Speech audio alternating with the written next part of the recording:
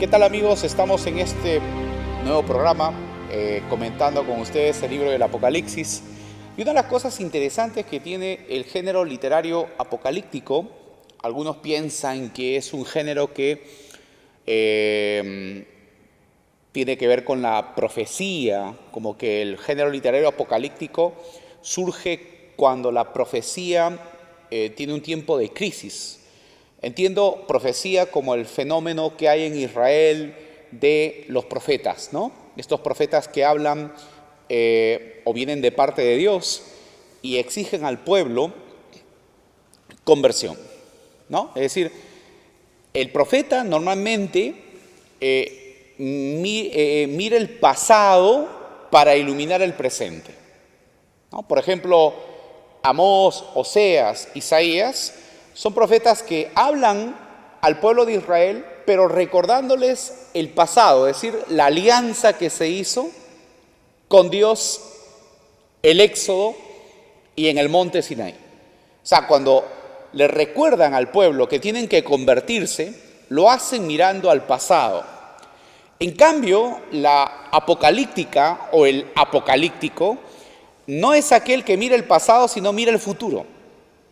Entonces, el futuro le ayuda al apocalíptico para poder ayudar a decirle al pueblo que en el presente tiene que mantenerse fiel. Dios es fiel y por tanto nosotros tenemos que ser fieles. Entonces, la apocalíptica es mirar hacia el futuro. La profecía mira al pasado para invitar a la conversión en el presente. Entonces, claro, esta es un poco la diferencia entre la profecía y la apocalíptica. Ahora, la apocalíptica tiene otra cosa también interesante. Se piensa que es la hija de la profecía. Se piensa que la apocalíptica viene del ambiente sapiencial, de la corriente de los libros sapienciales que llamamos, eclesiástico, por ejemplo, ¿no? El libro del Eclesiastés, el libro de Job, ¿no? El libro de Salmos, todos son libros sapienciales, pertenecen a una corriente del ambiente sapiencial en Israel. Entonces se piensa que también proviene de ahí la apocalíptica, porque la apocalíptica tiene un aspecto interesante. Habla que toda la historia está determinada por Dios, ¿ya?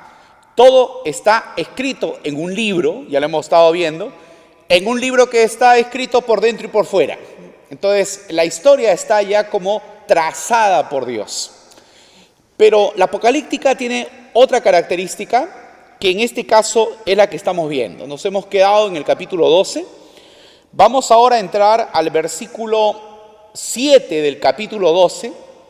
Y habíamos estado viendo esas dos figuras, dos signos en el cielo, tanto el dragón y la mujer. Esta mujer vestida de sol, con la luna bajo sus pies y dos estrellas, que les hacía una interpretación sobre este signo. No tiene que ver con una persona en particular, sino que es un signo, como se dice, como lo mismo lo dice el texto, es un signo en el cielo, que probablemente o bien representa a la iglesia cristiana, o también puede representar al pueblo de Israel, ¿no? El pueblo de Israel es también considerado así con esta figura, cuando en el libro del Génesis José tiene un sueño y justamente ve a toda su familia, sus hermanos, como estrellas, su madre como una luna y su padre como un sol, que evidentemente se postran ante él. Entonces, esa imagen puede servirnos para interpretar esta imagen de la mujer vestida de sol con dos estrellas, con la luna bajo sus pies, ¿no? Es decir, decía que la luna significa el tiempo, el sol que reviste a la mujer significa como que Dios que protege o que envuelve Dios a esta figura. Las dos estrellas pueden representar las 12 tribus de Israel, y entonces es una imagen femenina porque en la antigüedad hay muchos pueblos que vienen comparados con imágenes femeninas, ¿no? Israel siempre ha sido comparada, por ejemplo, con la figura de la mujer de Amós, la mujer de Oseas, o viene comparada con alguna doncella, alguna virgen que Dios escoge, por ejemplo, para casarse con, ¿no?, desposarse con ella. Entonces, esa imagen es tal vez la que se recupera acá. Y como del pueblo de Israel va a nacer el Mesías, destinado a gobernar a todas las naciones, por eso encontramos a esta mujer que está encinta en vísperas del parto para poder dar a luz al Mesías. El dragón representa la figura del mal, un mal que tiene características de violencia, tiene la característica de la violencia que está en el símbolo rojo. El dragón es de color rojo porque el rojo es expresión de la violencia en el Apocalipsis. Tiene 7 cuernos, ¿no? Y entonces describe más o menos la figura de lo que es el poder político.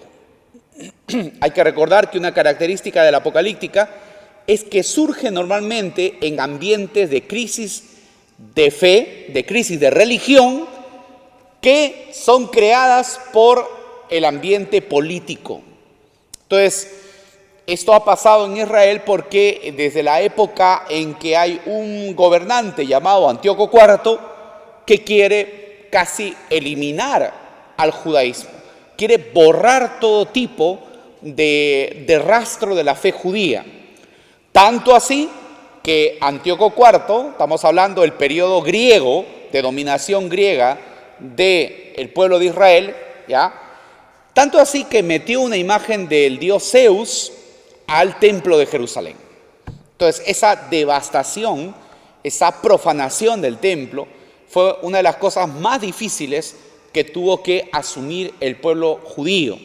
Y es ahí donde nace la literatura apocalíptica, como una manera de resistir, como una literatura de resistencia, como una literatura para poder aguantar momentos difíciles, pero mantener la esperanza, ¿no? Por eso otra característica de la apocalíptica es que al final Dios controla la historia y que en un tiempo futuro Dios va a implantar su reino. O sea, Dios lo va a implantar.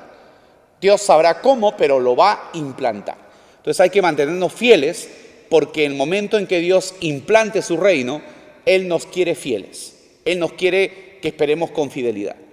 Bien, vamos ahora a retomar esta imagen de la lucha que hay, porque ahora viene una lucha interesante en el capítulo 12, versículos 7 en adelante. Dice, después una batalla en el cielo. Esto no se ve en la tierra. ¿Ya? Acá el libro del Apocalipsis normalmente plantea dos figuras. Una cosa es lo que se ve en la tierra y otra cosa es la que se ve en el cielo. En el cielo las cosas son muy distintas a las que pasan en la tierra. En la tierra el dragón mata, destruye, asesina, se impone, engaña, tiene adeptos, pero en el cielo hay otra manera de ver las cosas. En el cielo se rinde gloria solamente a Dios y en la tierra se rinde culto a la bestia, se rinde culto al falso profeta. ¿De acuerdo? Entonces, son dos realidades totalmente contrapuestas. Ahora, describe algo. En el cielo hubo una batalla, Miguel y sus ángeles lucharon contra el dragón. El dragón y sus ángeles pelearon, pero no pudieron vencer y ya no hubo lugar para ellos en el cielo.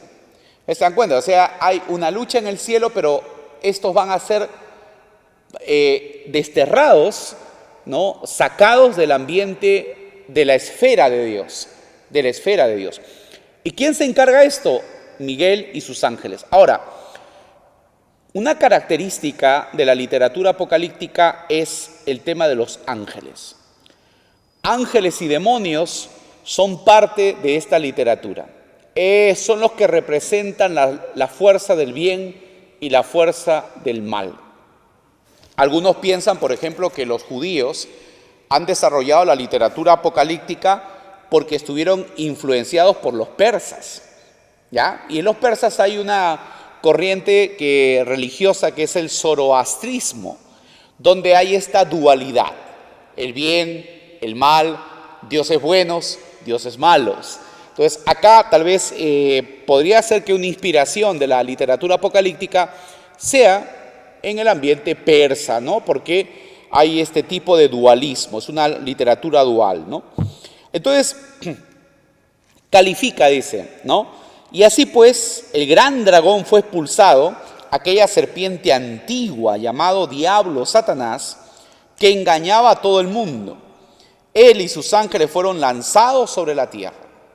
Esto es muy interesante, ¿no? Porque del cielo han sido lanzados a la tierra. Y en la tierra van ellos a engañar. Entonces, una de las cosas que hay es que esta literatura, la literatura apocalíptica, normalmente trata de explicar de dónde viene el mal. Y claro, para el Apocalipsis, el mal no viene de Dios. Tampoco el mal viene de los hombres. Entonces el mal viene de algunos seres espirituales que han sido desterrados, han sido echados de la esfera divina y que son ellos los que crean el problema. Entonces, esto hay en la literatura apocalíptica, ¿no? ¿De dónde viene el mal? Dice, oí una fuerte voz en el cielo que decía, ya llegó la salvación, el poder y el reinado son de nuestro Dios y la autoridad de su Mesías. Porque ha sido expulsado el acusador de nuestros hermanos, el que día y noche los acusaba ante nuestro Dios. Nuestros hermanos lo han vencido con la sangre derramada del Cordero. Es decir, este es un himno que se está cantando, en primer lugar, tres cosas. Primero, la gloria le pertenece a Dios y al Mesías, es decir, a Cristo, ¿no? A Cristo. Dice, ¿por qué? Porque ellos han encargado de expulsar a aquellos que están acusándonos a nosotros constantemente. Bellísimo, bellísimo, porque es una teología muy interesante. Para el Apocalipsis, el hombre, que es la máxima creación de Dios, ¿ya? Y esto lo pueden encontrar cuando hemos leído los catecismos, pero existen algunos libros que no están en la Biblia, pero que estos libros hablan de que los ángeles malos tenían celos de que Dios quisiera mucho al hombre. Y entonces, claro, ahora, ¿cuál es la función del dragón? Acusarnos a nosotros delante constantemente de que no podemos, de que somos limitados, de que siempre tenemos la culpa de todo, ¿no? Entonces, esa función ha sido desterrada del cielo, ¿no? Ha sido quitada de la esfera divina. Dios no escucha esas acusaciones. Y entonces nosotros, los que nos mantenemos fieles, los que han vencido, dice acá, porque han derramado su sangre, con la sangre derramada del Cordero, y con el mensaje que proclamaron, no tuvieron miedo de perder la vida, sino que estuvieron dispuestos a morir. O sea, los que son vencedores son aquellos que están dispuestos a entregar su vida por mantenerse fieles a Cristo. Entonces, por eso hay que dar gloria a Dios. En el cielo hay una gloria a Dios constantemente, porque el mal ha sido quitado, ha sido desterrado, ya, Él es el que nos acusaba constantemente, pero porque hay gente que se ha mantenido fiel y que ha entregado su vida, ¿no? Como lo expresa acá. Entonces, alégrense los cielos y los que viven en ellos, pero hay de los que viven en la tierra y en el mar, porque el diablo, sabiendo que le queda poco tiempo, ha bajado contra vosotros lleno de furor. Entonces, a ver, ¿se dan cuenta? Entonces, ¿cuál es la función del mal? La función del mal, que ha sido desterrado del ambiente divino, de la esfera divina, es ahora sencillamente hacer que la creación no se destruya, que la creación marche mal, que el mal se instale en la tierra. Entonces, por eso habla aquí que ha bajado para arruinar esta creación. Entonces dice aquí, cuando el dragón se vio arrojado a la tierra, persiguió a la mujer. Claro, entonces va a perseguir a la mujer porque eso está en el libro de Génesis. Recordarán ustedes que en el Génesis, por ejemplo, que dice, ¿no? Y la serpiente te herirá en el talón. Cuando te hiera en el talón, tú le golpearás en la cabeza. Tu descendencia le va a herir. Entonces, Puede ser el pueblo de Israel o puede ser la iglesia. La iglesia ha sido perseguida, evidentemente, constantemente por el tema del mal, ¿no?